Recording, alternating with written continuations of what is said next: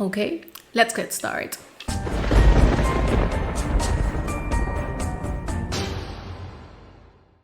Hey horror freaks, welcome back to my channel. My name is Amanda. If this is the first time here, don't forget to subscribe and hit the bell icon so you can get a notification every single time that I post a video, and I post every single week.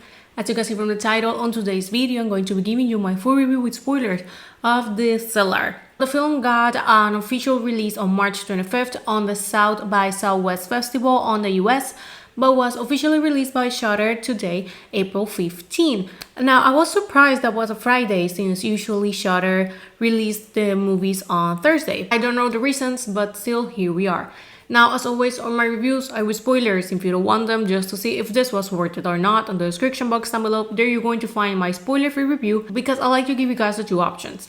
So, given the little talk disclaimer ahead, let's get into the video. Now, this film marks the comeback of Elisha Cuthbert to horror, who probably you could remember by movies like The Girl Next Door, maybe The Quiet, or House of Wax, which is one of my favorite horror movies ever. Now, of course, I was really excited to see that she was coming back to horror. I did a reaction to the trailer. If you want to watch that, I'm going to be leaving it right here. Now, during that video, I said that I felt that this movie, I was going to enjoy it a little bit way more than everyone else. And I am not wrong. Now, the movie has already mixed reviews, but mostly on the negative side. But you're going to see why once I explain you.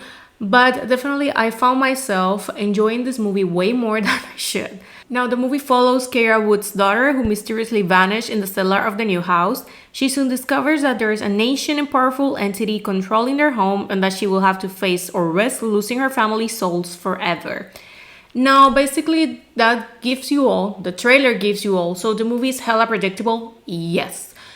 Cheesy? Yes. Cliche? Yes. Has a little bit of everything, but at the same time, like I say, it's enjoyable. The reality is a really enjoyable film, and I didn't find myself bored or maybe like annoyed or something. Like, I was into it because I was really looking forward to see how the hell this was going to end, since we had two options, either the happy ending or the not so happy ending.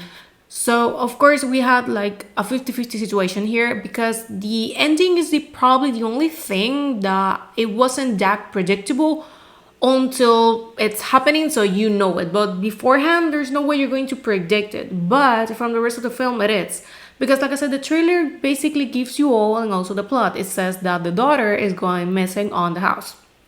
Of course, the movie starts, we have this family moving to this house. They have no idea of the background of the house. They just had a really good deal. The house is actually quite beautiful, and it's big, so of course it's a really good deal. So they're moving in, and the cellar, of course, has something in it. Daughter gets locked in the cellar. This is shown on the trailer. And just like the trailer shows, she stays at home with her brother while the parents are at work. And the lights goes off, and she's really scared, and she's counting. And the mother basically says, you need to count until 10. Is going to help you not get scared, right?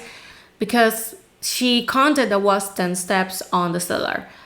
Of course, she counts to 10, but then she keeps counting 11, 12, like she goes on and on. So she gets like really worried about her daughter. When she gets home, of course, the daughter is missing. So basically the movie, we spend the whole time, it's 1 hour and almost 40 minutes long. Having a mother in despair, looking for her daughter, the skeptical father that doesn't believe, like, it's not that he's not believing that the daughter is missing, but of course, the mother is here saying that all the symbols, they have like mathematic formulas and that type of stuff. She says that has a meaning. He's saying that or not. She starts digging into the information that she's found in, and she eventually found that the person that was the owner of the house, he was an alchemist, and he basically was trying with the formula, like it was like another dimension, but it wasn't complete. So basically, that's the only info that they got, but it's pretty obvious where we're going, because all this time the house looks haunted. But you're probably thinking maybe it's a demon, maybe it was a witch or something. No, to give you the shortcut, it was basically that the person, he opened a dimension. That's what he did.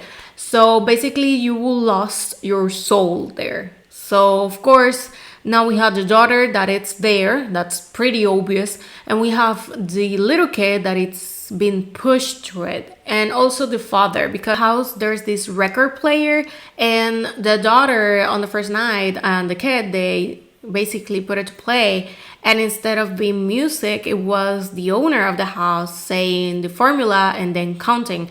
So we could be saying that this is what opened it, the dimension or the portal, right? We could be saying that. It's, for me, it was like the reason that I gave it, because after they did that is where everything actually happened. Although the girl got locked on the cellar before that, but still that was like what everything went nuts. So they hear it a few times, and every single time that happens, things get worse. So we get to the point on basically the ending of the film where she finds her daughter with a lot of other people that are walking and counting, and they are already by millions. Like, they have been walking for a long time, and they all have marks on, at least the daughter had on their ankle. And she grabs her and she brings her back to the world, because of course this is another dimension. It kind of reminds me a little bit like the Upside Down on Stranger Things, where everything is the same, but of course like an alternate universe dimension, that's type of thing. Like, it's the same house, it's all the same, but of course on the bad side everything looks like not good, definitely not good, not the human world. So she finds the portal in the house, she brings her daughter back in, but when she returns, the kid and the father are also kind of possessed, and they are also counting.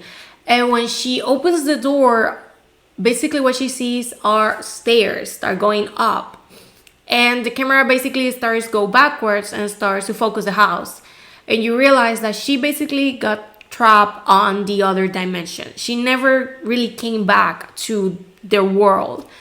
So basically that's it. They all end up trapped by the house, and while she's looking for the info of the previous owners, she eventually finds out that another house had the same formulas and everything, and the family that was living there, they vanish. Basically it happened the same thing to them. They didn't survive. So not so happy ending. At some point I thought that this was going to have a happy ending at some point. But of course, when you realize that the daughter is not coming back, like she's not on her senses, this is when you realize, oh, okay, no, this is not going to be good. So the film, like I said, it's predictable. Of course, it's cheesy, it's full of cliches, but still I found myself enjoying it. The setting, the house is beautiful. The atmosphere that it brings, I really like it. And the music, the reality is that the soundtrack that they use and like the background music, real good. On the performance, I think that the cast did a pretty decent job with what they have. It wasn't nothing that demanding, nothing too outstanding. So I'm not going to be that harsh on them because I don't think that is their fault. So I will give this film a 2.5 out of 5 or maybe a 4 out of 10. Yes, it's not that good, but I need to be honest. I'm not going to be praising this movie just because I enjoy it, because I know that for many people, this is going to be a really bad film. My honest opinion, I enjoyed it, but I admit that it's not good. But still, I think that the movie deserves a chance, because maybe you will be like me. You're going to admit to yourself, this is a bad movie, but I enjoy watching it. There's no shame. House of Wax is the same. The movie's far from being good, but I just loved it. And that's okay. There's nothing wrong with having bad movies. There's nothing wrong with it. So I think that this one falls on that. It's a bad movie that I enjoy watching it. Because probably I'm going to be rewatching it more than once. Maybe like I have nothing else to watch, so I'm putting it here and not even paying attention to it. But well, I think that this is all for the video. Thank you so much for watching. Let me know if you're going to watch it or not. Did you watch it? What do you think about it? And well, I think that this is all. Thank you so much for watching, and I'm going to see you guys on the next one. Bye.